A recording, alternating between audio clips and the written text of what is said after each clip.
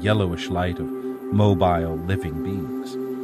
Rocks did not open up easily to gazers, but it was worthwhile for gazers to persist, because rocks had special secrets concealed in their core, secrets that could aid sorcerers in their dreaming. "What are the things that rocks reveal to you?" I asked. "When I gaze into the very core of a rock," she said, "I always catch a whiff of a special scent proper to that rock. When I roam around in my dreaming, I know where I am because I'm guided by those scents." She said that the time of the day was an important factor in tree and rock gazing. In the early morning, trees and rocks were stiff and their light was faint. Around noon was when they were at their best, and gazing at that time was done for borrowing their light and power. In the late afternoon and early evening, trees and rocks were quiet and sad, especially trees. La Gorda said that at that hour, trees gave the feeling that they were gazing back at the gazer. A second series in the order of gazing was to gaze at cyclic phenomena, rain and fog. She said that gazers can focus their second attention on the rain itself and move with it, or focus it on the background and use the rain as a magnifying glass of sorts to reveal hidden features. Places of power, or places to be avoided, are found by gazing through rain. Places of power are yellowish, and places to be avoided are intensely green. La Gorda said that fog was unquestionably the most mysterious thing on Earth for a gazer, and that it could be used in the same two ways that rain was used. But it didn't easily yield to women, and even after she had lost her human form, it remained unattainable to her. She said that the Nagual once made her see a green mist at the head of a fog bank, and told her that that was the second attention of a fog gazer who lived in the mountains where she and the Nagual were, and that he was moving with the fog. She added that fog was used to uncover the ghosts of things that were no longer there, and that the true feat of fog gazers was to let their second attention go into whatever their gazing was revealing to them. I told her that once, while I was with Don Juan, I had seen a bridge formed out of a fog bank. I was aghast at the clarity and precise detail of that bridge. To me, it was more than real. The scene was so intense and vivid that I had been incapable of forgetting it. Don Juan's comments had been that I would have to cross that bridge someday. "I know about it," she said. "The Nagual told me that someday when you have mastery over your second attention, you'll cross that bridge with that attention, the same way you flew like a crow with that attention. He said that if you become a sorcerer, a bridge will form for you out of the fog, and you will cross it and disappear from this world forever, just like he himself has done." Did he disappear like that, over a bridge? Not over a bridge, but you witnessed how he and Genaro stepped into the crack between the worlds, in front of your very eyes. Nestor said that only Genaro waved his hand to say goodbye the last time you saw them. The Nagual didn't wave because he was opening the crack. The Nagual told me that when the second attention has to be called upon to assemble itself, all that is needed is the motion of opening that door. That's the secret of the Toltec dreamers once they are formless. I wanted to ask her about Don Juan and Don Genaro stepping through that crack. She made me stop with a light touch of her hand on my mouth. She said that another series was distance and cloud gazing. In both, the efforts of gazers was to let their second attention go to the place they were gazing at. Thus they covered great distances or rode on clouds. In the case of cloud gazing, the Nagual never permitted them to gaze at thunderheads. He told them that they had to be formless before they could attempt that feat, and that they could not only ride on a thunderhead, but on a thunderbolt itself. La Gorda laughed and asked me to guess who would be daring and crazy enough actually to try gazing at thunderheads. I could think of no one else but Josefina. La Gorda said that Josefina tried gazing at thunderheads every time she could when the Nagual was away, until one day a thunderbolt nearly killed her. Genaro was a thunderbolt sorcerer, she went on. His first two apprentices, Benigno and Nestor, were singled out for him by his friend, the Thunder. He said that he was looking for plants in a very remote area where the Indians are very private and don't like visitors of any kind. They'd given Genaro permission to be on their land since he spoke their language. Genaro was picking some plants when it began to rain. There were some houses around, but the people were unfriendly and he didn't want to bother them.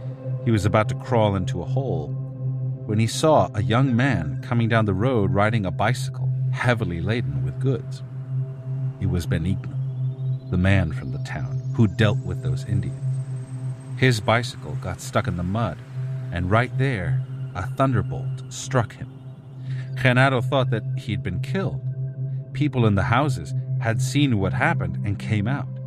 Benigno was more scared than hurt, but his bicycle and all his merchandise were ruined. Genaro stayed with him for a week and cured him. Almost the same thing happened to Nestor. He used to buy medicinal plants from Genaro, and one day he followed him into the mountains to see where he picked his plants so he wouldn't have to pay for them anymore. Genaro went very far into the mountains on purpose. He intended to make Nestor get lost. It wasn't raining, but there were thunderbolts, and suddenly a thunderbolt struck the ground and ran over the dry ground like a snake. It ran right between Nestor's legs and hit a rock 10 yards away. Genaro said that the bolt had charred the inside of Nestor's legs. His testicles were swollen, and he got very ill. Genaro had to cure him for a week right in those mountains. By the time Benigno and Nestor were cured, they were also hooked. Men have to be hooked. Women don't need that. Women go freely into anything. That's their power, and at the same time, their drawback. Men have to be led, and women have to be contained. She giggled and said that no doubt she had a lot of maleness in her, for she needed to be led, and that I must have a lot of femaleness in me, for I needed to be contained. The last series was fire, smoke, and shadow gazing. She said that for a gazer, fire is not bright, but black, and so is smoke.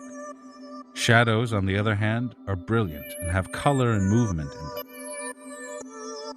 There were two more things that were kept separate: star and water gazing. Stargazing was done by sorcerers who have lost their human form. She said that she had fared very well at stargazing, but could not handle gazing at water, especially running water, which was used by formless sorcerers to gather their second attention and transport it to any place they needed to go. All of us are terrified of water, she went on. A river gathers the second attention and takes it away, and there's no way of stopping. The Nagual told me about your feats of water gazing, but he also told me that one time you nearly disintegrated in the water of a shallow river, and that you can't even take a bath now. Don Juan had made me stare at the water of an irrigation ditch behind his house various times while he had me under the influence of his smoking mixture. I had experienced inconceivable sensations. Once I saw myself all green, as if I were covered with algae. After that, he recommended that I avoid water. Has my second attention been injured by water? I asked. It has, she replied. You are a very indulging man. The Nagual warned you to be cautious, but you went beyond your limits with running water. The Nagual said that you could have used water like no one else, but it wasn't your fate to be moderate. She pulled her bench closer to mine. That's all there is to gazing, she said. But there are other things I must tell you before you leave. What things, Gorda? First of all, before I say anything, you must round up your second attention for the little sisters and me. I don't think I can do that. La Gorda stood up and went into the house. She came back a moment later with a small, thick, round cushion made out of the same natural fiber used in making nets. Without saying a word, she led me again to the front porch. She said that she had made that cushion herself for her comfort when she was learning to gaze, because the position of the body was of great importance while one was gazing. One had to sit on the ground on a soft mat of leaves or on a cushion made out of natural fibers. The back had to be propped against a tree or a stump or a flat rock. The body had to be thoroughly relaxed. The eyes were never fixed on the object in order to avoid tiring them. The gaze consisted in scanning very slowly the object gazed at, going counterclockwise but without moving the head. She added that the Nagual had made them plant those thick poles so they could use them to prop themselves. She had me sit on her cushion and prop my back against a pole. She told me that she was going to guide me in gazing at a power spot that the Nagual had in the round hills across the valley. She hoped that by gazing at it, I would get the necessary energy to round up my second attention. She sat down very close to me, to my left, and began giving me instructions. Almost in a whisper, she told me to keep my eyelids half closed and stare at the place where two enormous round hills converged. There was a narrow, steep water canyon there. She said that that particular gazing consisted of 4 separate actions. The first one was to use the brim of my hat as a visor to shade off the excessive glare from the sun and allow only a minimal amount of light to come to my eyes. Then, to half close my eyelids. The third step was to sustain the opening of my eyelids in order to maintain a uniform flow of light. And the fourth step was to distinguish the water canyon in the background through the mesh of light fibers on my eyelashes. I could not follow her instructions at first. The sun was high over the horizon, and I had to tilt my head back. I tipped my hat until I had blocked off most of the glare with the brim. That seemed to be all that was needed. As soon as I half closed my eyes, a bit of light that appeared as if it were coming from the tip of my hat literally exploded on my eyelashes, which were acting as a filter that created a web of light. I kept my eyelids half closed and played with the web of light for a moment until I could distinguish the dark, vertical outline of the water canyon in the background. La Gorda told me then to gaze at the middle part of the canyon until I could spot a very dark brown blotch. She said that it was a hole in the canyon which was not there for the eye that looks, but only for the eye that sees. She warned me that I had to exercise my control as soon as I had isolated that blotch so that it would not pull me toward it. Rather, I was supposed to zoom in on it and gaze into it. She suggested that the moment I found the hole, I should press my shoulders on hers to let her know. She slid sideways until she was leaning on me. I struggled for a moment to keep the 4 actions coordinated and steady, and suddenly a dark spot was formed in the middle of the canyon. I noticed immediately that I wasn't seeing it in the way I usually see. The dark spot was rather an impression, a visual distortion of sorts. The moment my control waned, it disappeared. It was in my field of perception only if I kept the 4 actions under control. I remembered then that Don Juan had engaged me countless times in a similar activity. He used to hang a small piece of cloth from a low branch of a bush, which was strategically located to be in line with specific geological formations in the mountains in the background, such as water canyons or slopes. By making me sit about 50 feet away from that piece of cloth and having me stare through the low branches of the bush where the cloth hung, he used to create a special perceptual effect in me. The piece of cloth, which was always a shade darker than the geological formation I was staring at, seemed to be at first a feature of that formation. The idea was to let my perception play without analyzing it. I failed every time because I was thoroughly incapable of suspending judgment, and my mind always entered into some rational speculation about the mechanics of my phantom perception. This time, I felt no need whatsoever for speculation. La Gorda was not an imposing figure that I unconsciously needed to fight, as Don Juan had obviously been to me. The dark blotch in my field of perception became almost black. I leaned on La Gorda's shoulder to let her know. She whispered in my ear that I should struggle to keep my eyelids in the position they were in and breathe calmly from my abdomen. I should not let the blotch pull me, but gradually go into it. The thing to avoid was letting the hole grow and suddenly engulf me. In the event that happened, I had to open my eyes immediately.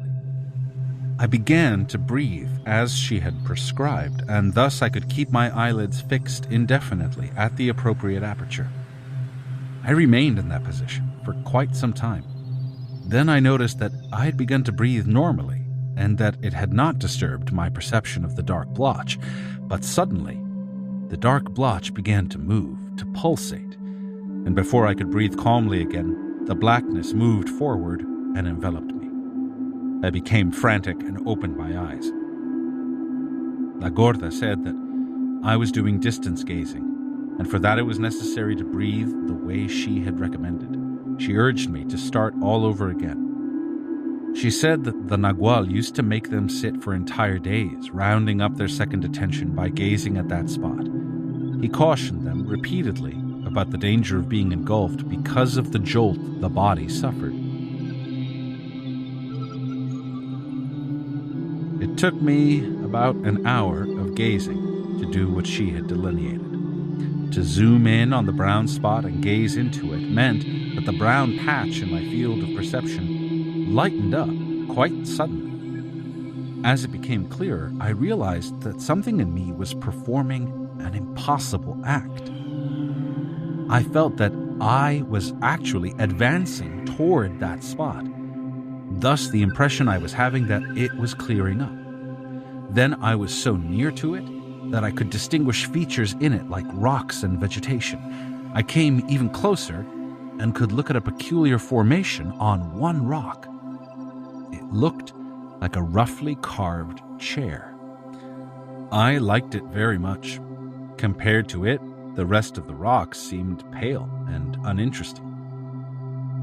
I don't know how long I gazed at it. I could focus on every detail of it. I felt that I could lose myself forever in its detail because there was no end to it. But something dispelled my view. Another strange image was superimposed on the rock, and then another one, and another yet. I became annoyed with the interference. At the instant I became annoyed, I also realized that La Gorda was moving my head from side to side from behind me. In a matter of seconds, the concentration of my gazing had been thoroughly dissipated. La Gorda laughed and said that she understood why I had caused the Nagual such an intense concern. She had seen for herself that I indulged beyond my limits. She sat against the pole next to me and said that she and the little sisters were going to gaze into the Nagual's power place. She then made a piercing bird call. A moment later, the little sisters came out of the house and sat down to gaze with her. Their gazing mastery was obvious. Their bodies acquired a strange rigidity. They didn't seem to be breathing at all. Their stillness was so contagious that I caught myself half closing my eyes and staring into the hills. Gazing had been a true revelation to me.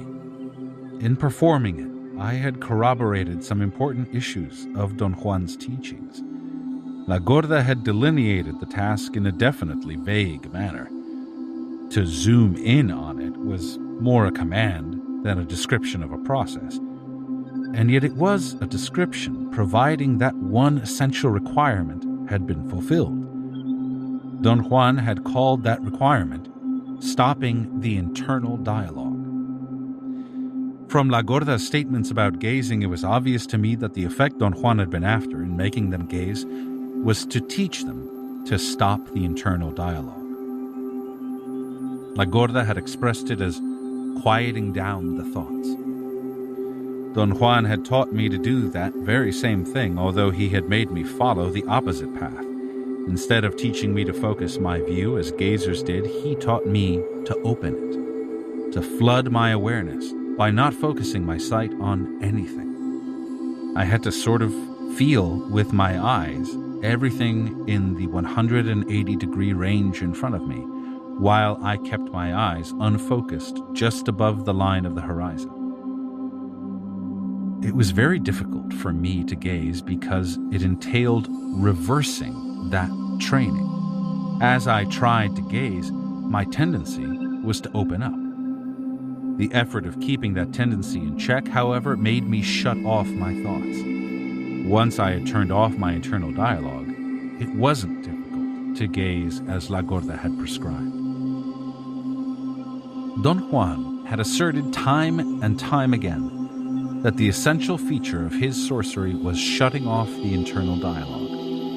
In terms of the explanation La Gorda had given me about the two realms of attention, stopping the internal dialogue was an operational way of describing the act of disengaging the attention of the tonal. Don Juan had also said that once we stop our internal dialogue, we also stop the world.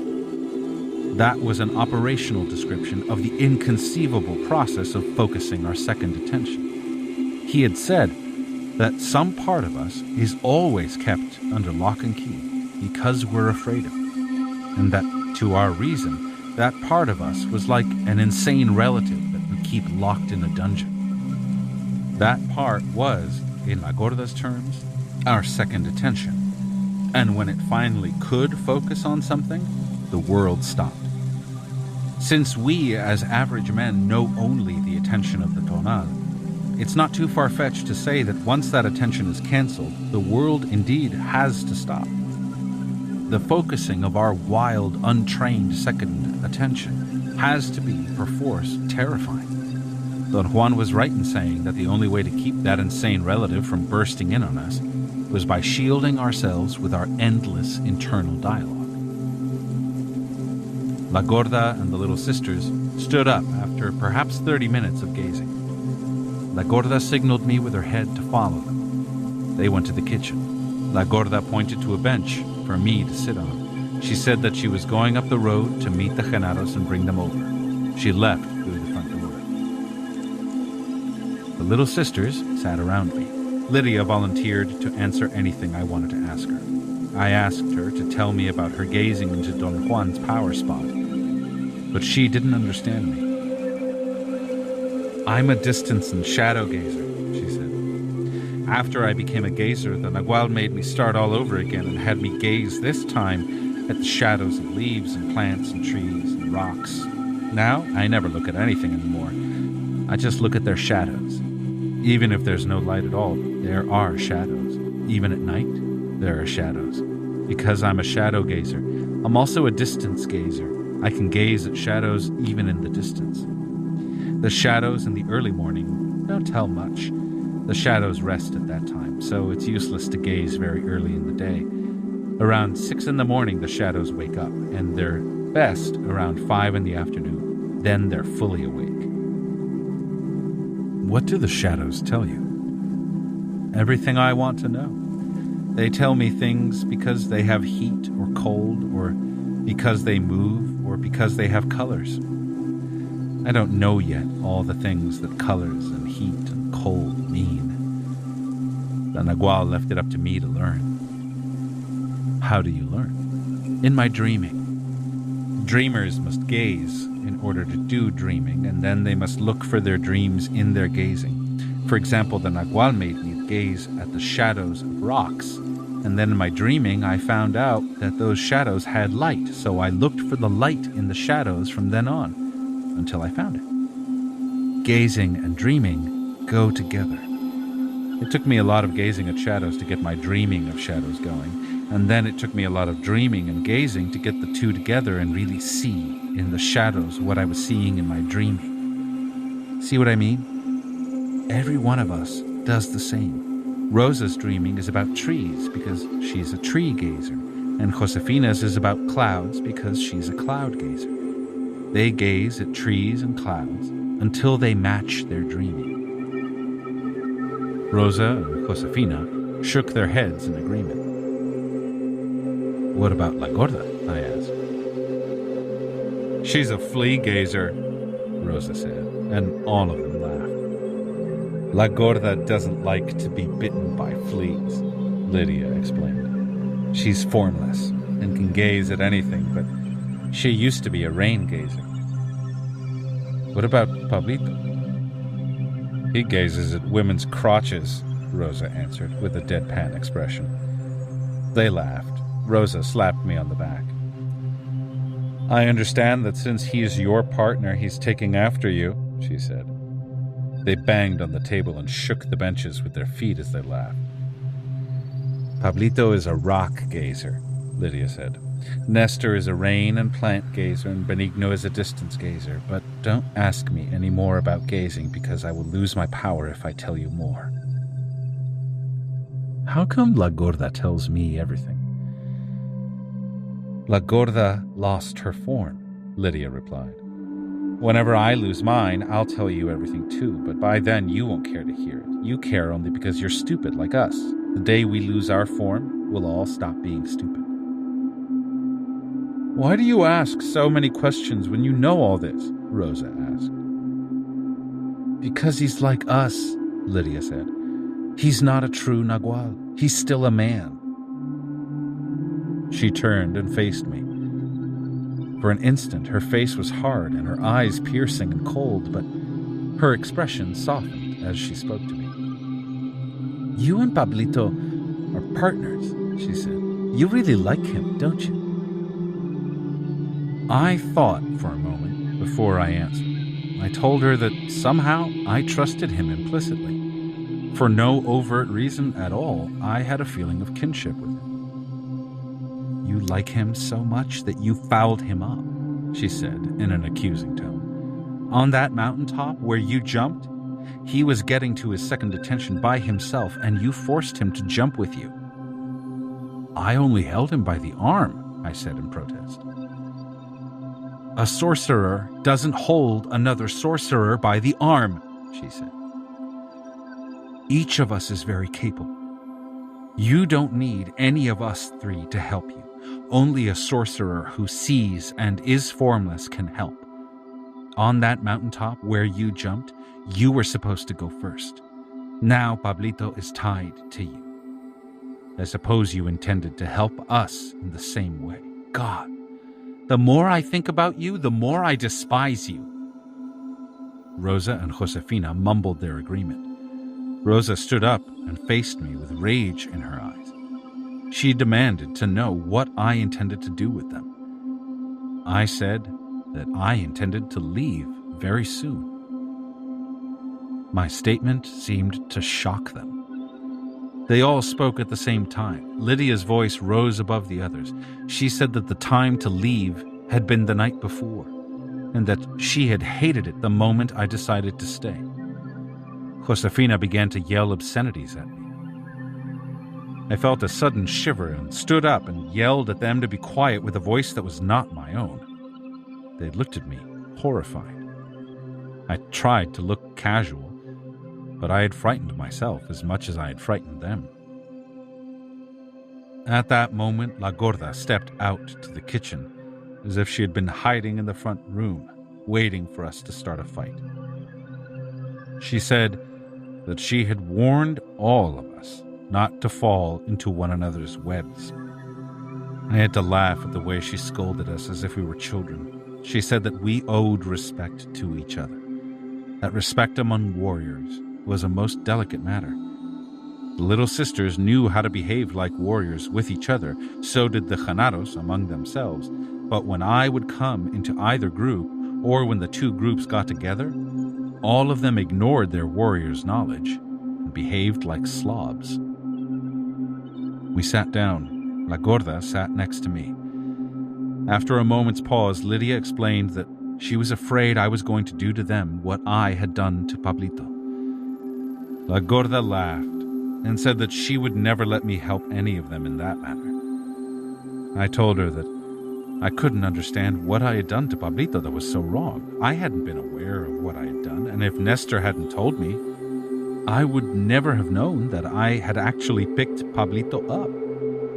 I even wondered if Nestor had perhaps exaggerated a bit, or that maybe he'd made a mistake.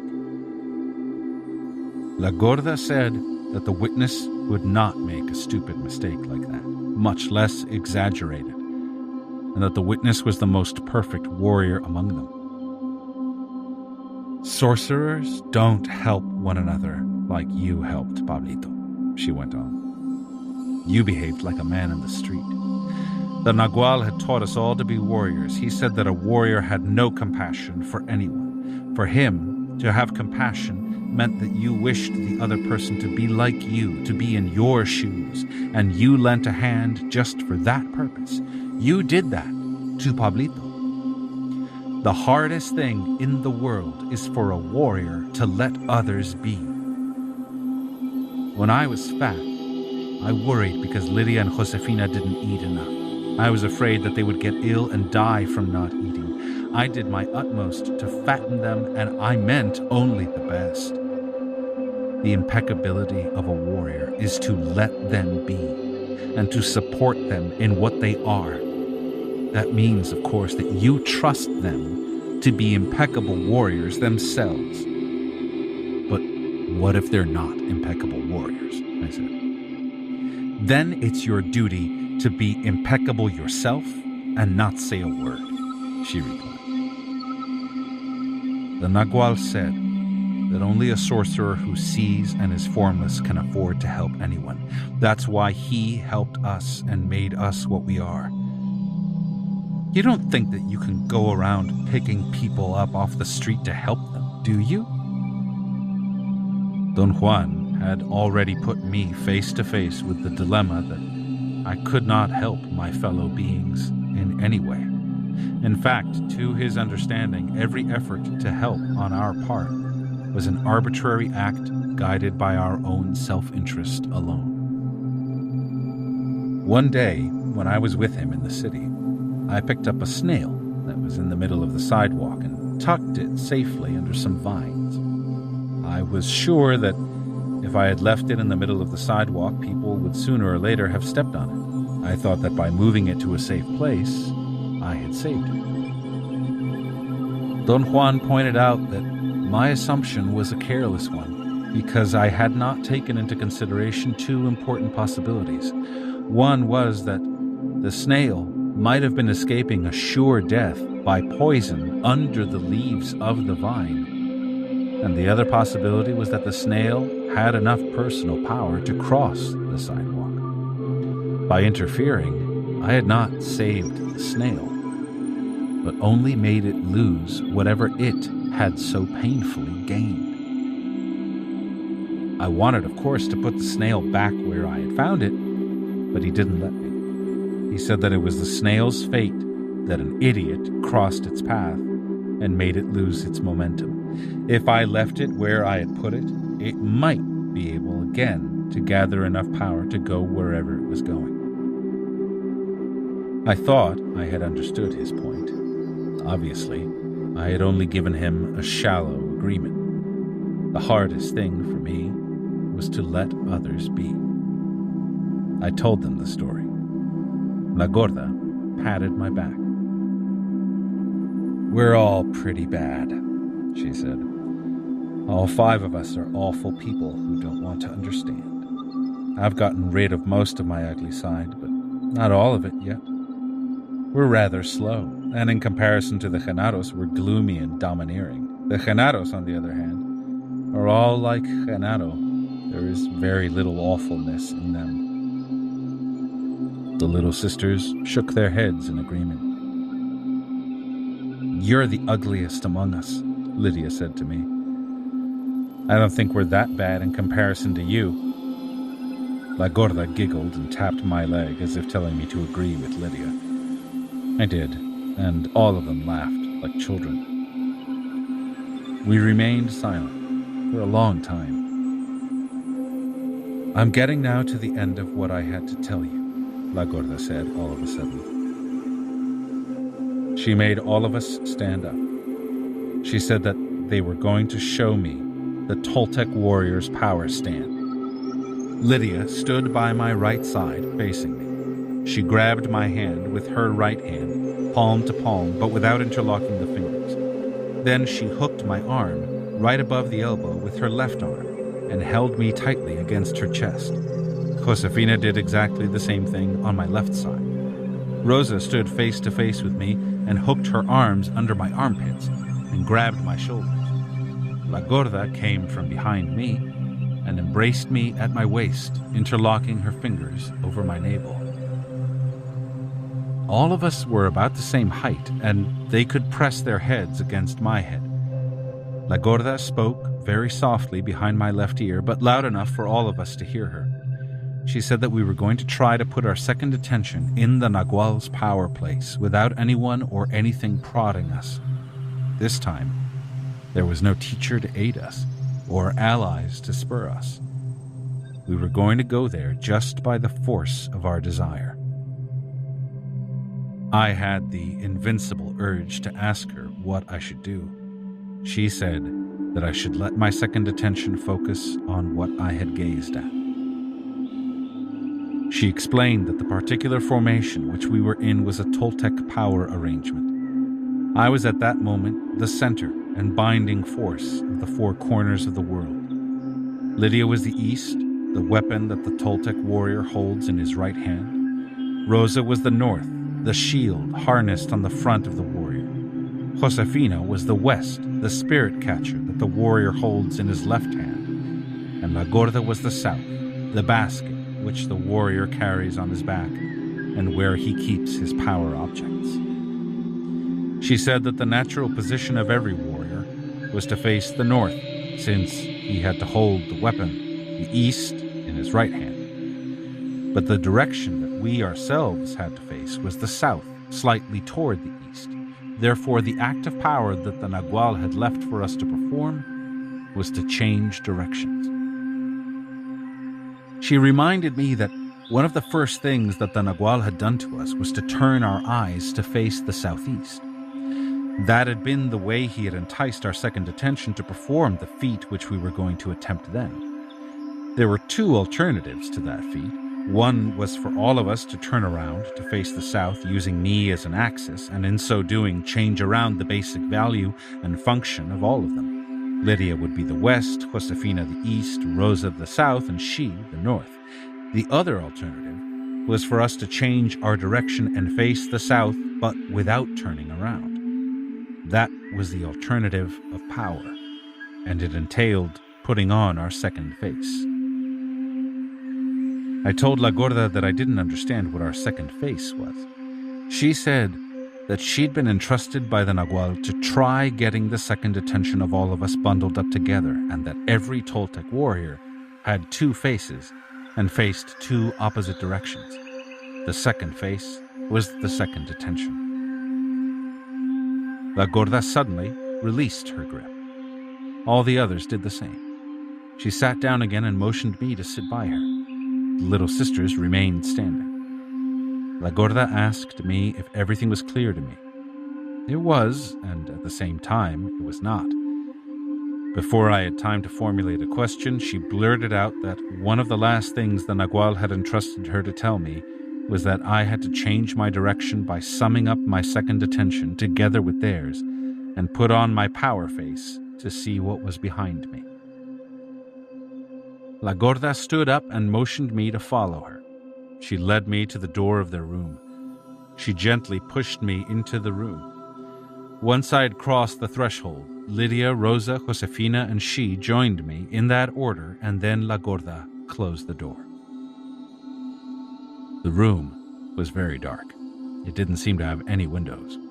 La Gorda grabbed me by the arm and placed me in what I thought was the center of the room. All of them surrounded me. I couldn't see them at all. I could only feel them flanking me on four sides. After a while, my eyes became accustomed to the darkness. I could see that the room had two windows which had been blocked off by panels. A bit of light came through them, and I could distinguish everybody.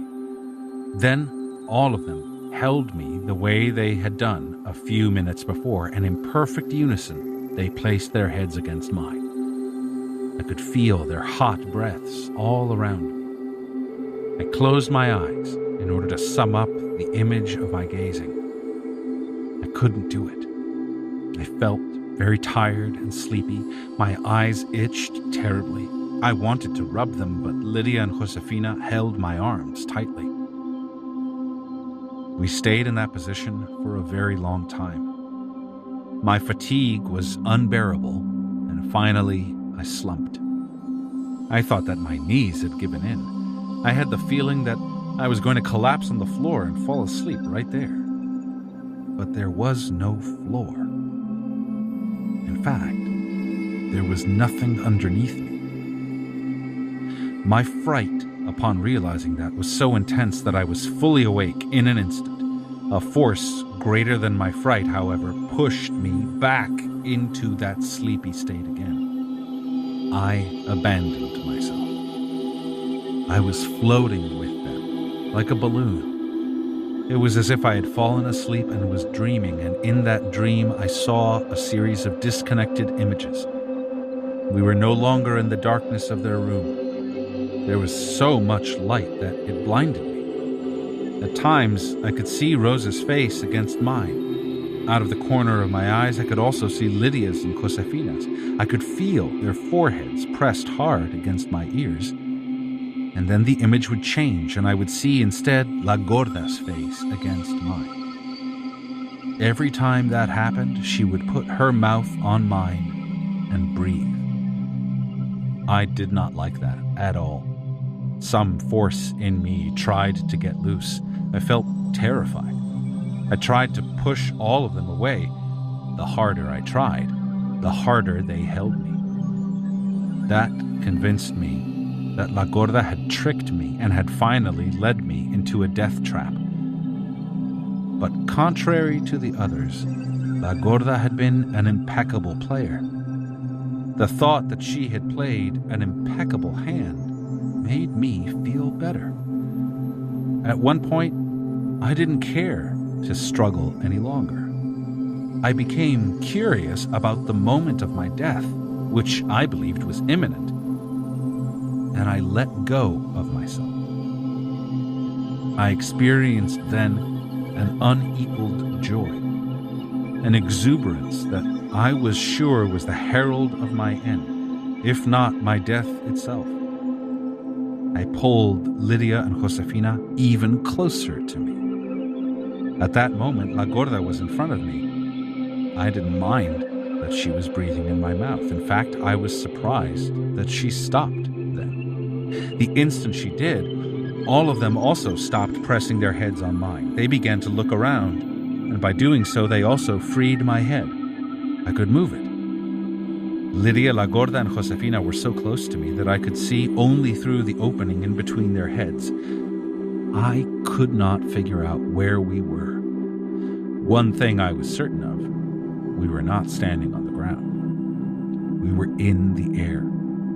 Another thing I knew for sure was that we had shifted our order. Lydia was to my left and Josefina to my right.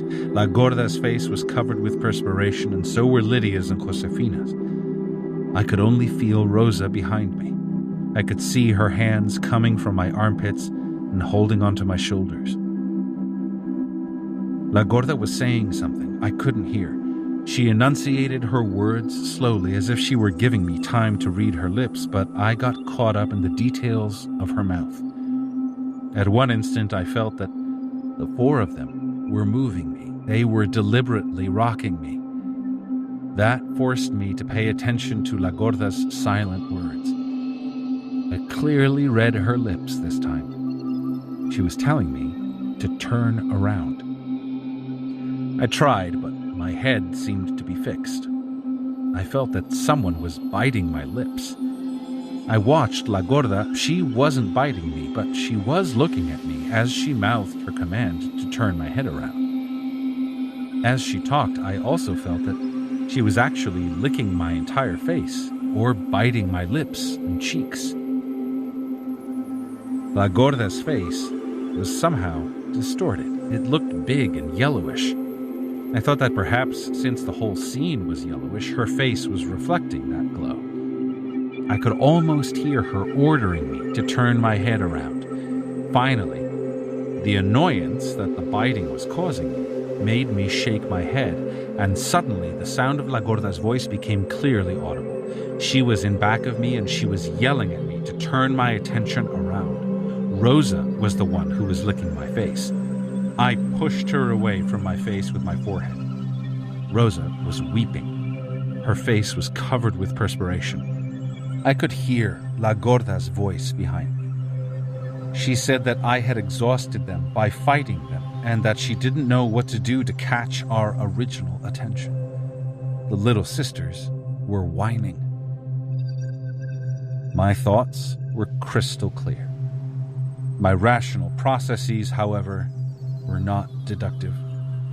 I knew things quickly and directly, and there was no doubt of any sort in my mind. For instance, I knew that I had to go back to sleep again, and that would make us plummet down. But I also knew that I had to let them bring us to their house. I was useless for that. If I could focus my second attention at all, it had to be on a place that Don Juan had given me in northern Mexico. I had always been able to picture it in my mind like nothing else in the world. I didn't dare to sum up that vision. I knew that we would have ended up there. I thought that I had to tell La Gorda what I knew, but I couldn't talk. Yet some part of me knew that she understood. I trusted her implicitly, and I fell asleep in a matter of seconds. In my dream, I was looking at the kitchen of their house. Pablito, Nestor, and Benigno were there. They looked extraordinarily large, and they glowed. I couldn't focus my eyes on them because a sheet of transparent plastic material was in between them and myself. Then I realized that it was as if I were looking at them through a glass window while somebody was throwing water on the glass. Finally, the glass shattered and the water hit me in the face. Pablito was drenching me with a bucket. Nestor and Benigno were also standing there. La Gorda, the little sisters, and I were sprawled on the ground in the yard behind the house. The Genaros were drenching us with buckets of water. I sprang up. Either the cold water or the extravagant experience I'd just been through had invigorated me. La Gorda and the little sisters put on a change of clothes that the Genaros must have laid out in the sun.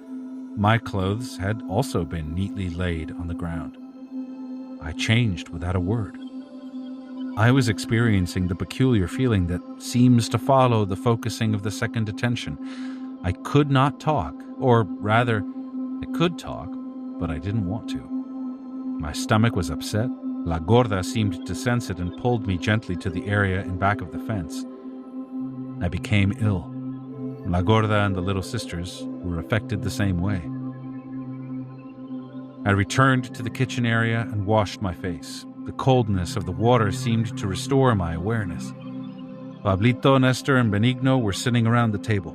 Pablito had brought his chair. He stood up and shook hands with me. Then Nestor and Benigno did the same. La Gorda and the little sisters joined us.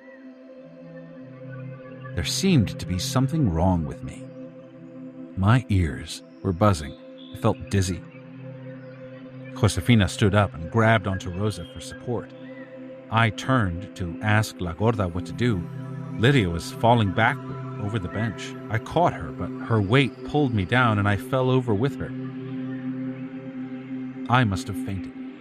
I woke up suddenly. I was lying on a straw mat in the front room. Lydia, Rosa, and Josefina were sound asleep next to me. I had to crawl over them to stand up. I nudged them, but they didn't wake up.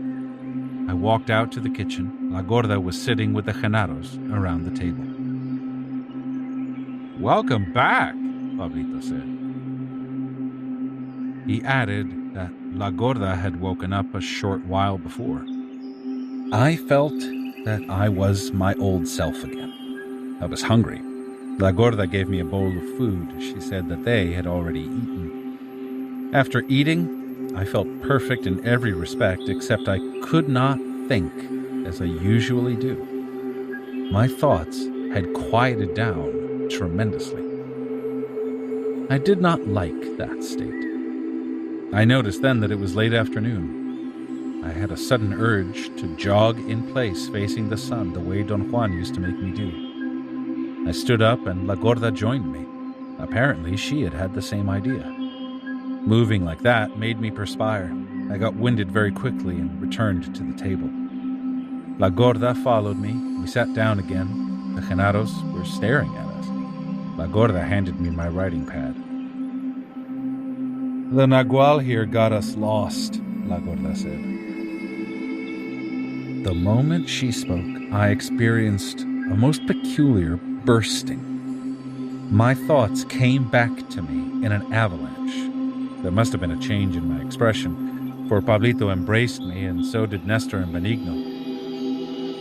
"The Nagual is going to live," Pablito said loudly. La Gorda also seemed delighted. She wiped her forehead in a gesture of relief. She said that I had nearly killed all of them, and myself, with my terrible tendency to indulge. "To focus the second attention is no joke," Nestor said. "What happened to us, Gorda?" I asked. "We got lost," she said. "You began to indulge in your fear, and we got lost in that immensity. We couldn't focus our attention of the tonal anymore, but we succeeded in bundling up our second attention with yours, and now you have two faces." Lydia, Rosa, and Josefina stepped out into the kitchen at that moment. They were smiling and seemed as fresh and vigorous as ever. They helped themselves to some food. They sat down and nobody uttered a word while they ate. The moment the last one had finished eating, La Gorda picked up where she had left off. "Now you're a warrior with two faces," she went on. "The Nagual said that all of us have to have two faces to fare well in both attentions. He and Genaro helped us to round up our second attention and turned us around so we could face in two directions. But they didn't help you, because to be a true Nagual, you have to claim your power all by yourself. You're still a long way from that, but let's say that now you're walking upright instead of crawling, and when you've regained your completeness and have lost your form, you'll be gliding." Benigno made a gesture with his hand of a plane in flight and imitated the roar of the engine with his booming voice. The sound was truly deafening. Everybody laughed. The little sisters seemed to be delighted. I had not been fully aware until then that it was late afternoon. I said to La Gorda that we must have slept for hours, for we had gone into their room before noon. She said that we had not slept long at all, that most of that time we had been lost in the other world, and that the Genaros had been truly frightened and despondent because there was nothing they could do to bring us back. I turned to Nestor and asked him what they had actually done or seen while we were gone. He stared at me for a moment before answering. "We brought a lot of water to the yard," he said, pointing to some empty oil barrels. "Then all of you staggered into the yard and we poured water on you. That's all." "Did we come out of the room?" I asked him. Benigno laughed loudly. Nestor looked at La Gorda as if asking for permission or advice. "Did we come out of the room?" La Gorda asked. "No," Nestor replied. La Gorda seemed to be as anxious to know as I was, and that was alarming to me. She even coaxed Nestor to speak. "You came from nowhere," Nestor said. "I should also say that it was frightening. All of you were like fog. Pablito saw you first. You may have been in the yard for a long time, but we didn't know where to look for you. Then Pablito yelled and all of us saw you. We've never seen anything like that." "What did we look like?" I asked. The Genados looked at one another. There was an unbearably long silence. The little sisters were staring at Nestor with their mouths open. "You were like pieces of fog caught in a web," Nestor said. "When we poured water on you, you became solid again." I wanted him to keep on talking, but La Gorda said that there was very little time left, for I had to leave at the end of the day, and she still had things to tell me. The Genados stood up and shook hands with the little sisters and La Gorda. They embraced me and told me that they only needed a few days in order to get ready to move away. Pablito put his chair upside down on his back. Josefina ran to the area around the stove, picked up a bundle they had brought from Doña Soledad's house, and placed it between the legs of Pablito's chair, which made an ideal carrying device. "Since you're going home, you might as well take this," he said. "It belongs to you anyway." Pablito shrugged his shoulders and shifted his chair in order to balance the load. Nestor signaled Benigno to take the bundle, but Pablito wouldn't let him. "It's all right," he said. "I might as well be a jackass as long as I'm carrying this damn chair." "Why do you carry it, Pablito?" I asked. "I have to store my power," he replied. "I can't go around sitting on just anything. Who knows what kind of a creep sat there before me?" He cackled and made the bundle wiggle by shaking his shoulders. After the Genados left, La Gorda explained to me that Pablito began his crazy involvement with his chair to tease Lydia. He didn't want to sit where she had sat, but he'd gotten carried away, and since he loved to indulge, he wouldn't sit anywhere else except on his chair. "He's capable of carrying it through life," La Gorda said to me with great certainty. "He's almost as bad as you. He's your partner. You'll carry your writing pad through life, and he'll carry his chair. What's the difference? Both of you indulge more than the rest of us." The little sisters surrounded me and laughed, patting me on the back. "It's very hard to get into our second attention," La Gorda went on. "And to manage it when you indulge as you do is even harder. The Nagual said that you should know how difficult that managing is better than any of us. With his power plants, you learned to go very far into that other world. That's why you pulled us so hard today that we nearly died. We wanted to gather our second attention on the Nagual spot, and you plunged us into something we didn't know. We're not ready for it, but neither are you. You can't help yourself. The power plants made you that way. The Nagual was right. All of us have to help you contain your second attention, and you have to help all of us to push ours. Your second attention can go very far, but it has no control. Ours can go only a little bit, but we have absolute control over it." La Gorda and the little sisters, one by one, told me how frightening the experience of being lost in the other world had been. "The Nagual told me," La Gorda went on, "that when he was gathering your second attention with his smoke, you focused it on a gnat. And then the little gnat became the guardian of the other world for you." I told her that that was true. At her request, I narrated to them the experience Don Juan had made me undergo. With the aid of his smoking mixture, I had perceived a gnat as a 100-foot-high, horrifying monster that moved with incredible speed and agility. The ugliness of that creature was nauseating, and yet there was an awesome magnificence to it. I also had had no way to accommodate that experience in my rational scheme of things. The only support for my intellect was my deep-seated certainty that one of the effects of the psychotropic smoking mixture was to induce me to hallucinate the size of the gnat. I presented to them, especially to La Gorda, my rational, causal explanation of what had taken place. They laughed. "There are no hallucinations," La Gorda said in a firm tone. If anybody suddenly sees something different, something that was not there before, it is because that person's second attention has been gathered and that person is focusing it on something. Now, whatever is gathering that person's attention might be anything. Maybe it's liquor, or maybe it's madness, or maybe it's the Nagual's smoking mixture. You saw a gnat, and it became the guardian of the other world for you. And do you know what that other world is? That other world is the world of our second attention. The Nagual thought that perhaps your second attention was strong enough to pass the guardian and go into that world, but it wasn't. If it had been, you might have gone into that world and never returned.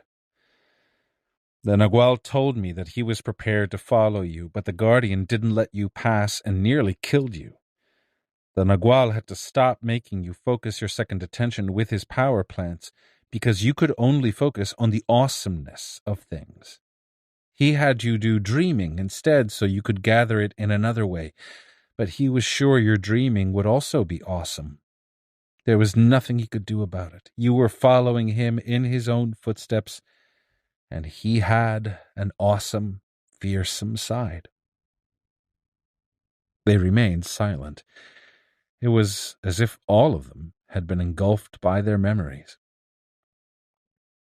La Gorda said that the Nagual had once pointed out to me a very special red insect in the mountains of his homeland.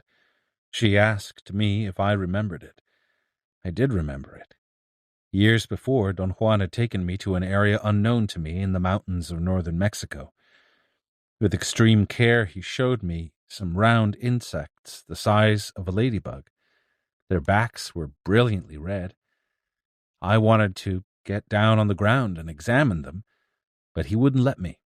He told me that I should watch them, without staring, until I had memorized their shape, because I was supposed to remember them always. He then explained some intricate details of their behavior, making it sound like a metaphor. He was telling me about the arbitrary importance of our most cherished mores. He pointed out some alleged mores of those insects and pitted them against ours. The comparison made the importance of our beliefs look ridiculous. Just before he and Genaro left, La Gorda went on, the Nagual took me to that place in the mountains where those little bugs lived. I had already been there once, and so had everyone else. The Nagual made sure that all of us knew those little creatures, although he never let us gaze at them. While I was there with him, he told me what to do with you, and what I should tell you. I've already told you most of what he asked me to, except for this last thing. It has to do with what you've been asking everybody about. Where are the Nagual and Genaro? Now I'll tell you exactly where they are. The Nagual said that you will understand this better than any of us. None of us has ever seen the Guardian. None of us has ever been in that yellow sulfur world where he lives. You are the only one among us who has. The Nagual said that he followed you into that world when you focused your second attention on the Guardian. He intended to go there with you, perhaps forever, if you would have been strong enough to pass.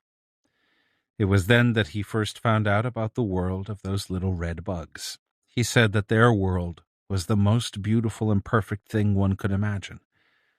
So when it was time for him and Genaro to leave this world, they gathered all their second attention and focused it on that world. Then the Nagual opened the crack, as you yourself witnessed, and they slipped through it into that world, where they are waiting for us to join them someday. The Nagual and Genaro liked beauty. They went there for their sheer enjoyment. She looked at me. I had nothing to say. She had been right in saying that power had to time her revelation perfectly if it were going to be effective. I felt an anguish I could not express. It was as if I wanted to weep, and yet I wasn't sad or melancholy. I longed for something inexpressible, but that longing was not mine. Like so many of the feelings and sensations I had had since my arrival, it was alien to me. Nestor's assertions about Eligio came to my mind. I told La Gorda what he had said, and she asked me to narrate to them the visions of my journey between the Tonal and the Nagual, which I had had upon jumping into the abyss. When I finished, they all seemed frightened. La Gorda immediately isolated my vision of the dome.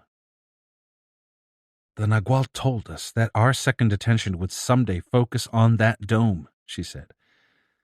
That day, we will be all second attention, just like the Nagual and Genaro are, and that day we will join them. Do you mean, Gorda, that we will go as we are? I asked. Yes, we will go as we are. The body is the first attention, the attention of the Tonal. When it becomes the second attention, it simply goes into the other world. Jumping into the abyss gathered all your second attention for a while, but Eligio was stronger, and his second attention was fixed by that jump. That's what happened to him, and he was just like all of us. But there's no way of telling where he is. Even the Nagual himself didn't know. But if he is someplace, he's in that dome. Or he's bouncing from vision to vision, perhaps for a whole eternity. La Gorda said that in my journey between the Tonal and the Nagual, I had corroborated on a grand scale the possibility that our whole being becomes all second attention. And on a much smaller scale, when I got all of them lost in the world of that attention earlier that day, and also when she transported us half a mile in order to flee from the Allies. She added that the problem the Nagual had left for us as a challenge was whether or not we would be capable of developing our will or the power of our second attention to focus indefinitely on anything we wanted. We were quiet for a while. It seemed that it was time for me to leave, but I couldn't move. The thought of Eligio's fate had paralyzed me. Whether he had made it to the dome of our rendezvous, or whether he had gotten caught in the tremendum, the image of his journey was maddening. It took no effort at all for me to envision it, for I had the experience of my own journey. The other world, which Don Juan had referred to practically since the moment we met, had always been a metaphor, an obscure way of labeling some perceptual distortion, or, at best, a way of talking about some undefinable state of being. Even though Don Juan had made me perceive indescribable features of the world, I could not consider my experiences to be anything beyond a play on my perception, a directed mirage of sorts that he had managed to make me undergo either by means of psychotropic plants or by means I could not deduce rationally. Every time that had happened, I had shielded myself with the thought that the unity of the me I knew and was familiar with had been only temporarily displaced. Inevitably, as soon as that unity was restored, the world became again the sanctuary for my inviolable, rational self. The scope that La Gorda had opened with her revelations was terrifying. She stood up and pulled me up off the bench. She said that I had to leave before the twilight set in. All of them walked with me to my car, and we said goodbye. La Gorda gave me a last command. She told me that on my return, I should go directly to the Genaros' house. "We don't want to see you until you know what to do," she said, with a radiant smile. "But don't delay too long." The little sisters nodded. "Those mountains are not going to let us stay here much longer," she said. And with a subtle movement of her chin, she pointed to the ominous eroded hills across the valley. I asked her one more question. I wanted to know if she had any idea where the Nagual and Genaro would go after we had completed our rendezvous. She looked up at the sky, raised her arms, and made an indescribable gesture with them to point out that there was no limit to that vastness. The end. This is Luis Moreno. We hope you have enjoyed this production of The Second Ring of Power by Carlos Castaneda. Recorded books are available wherever audiobooks are sold. Thank you for being a Recorded Books reader.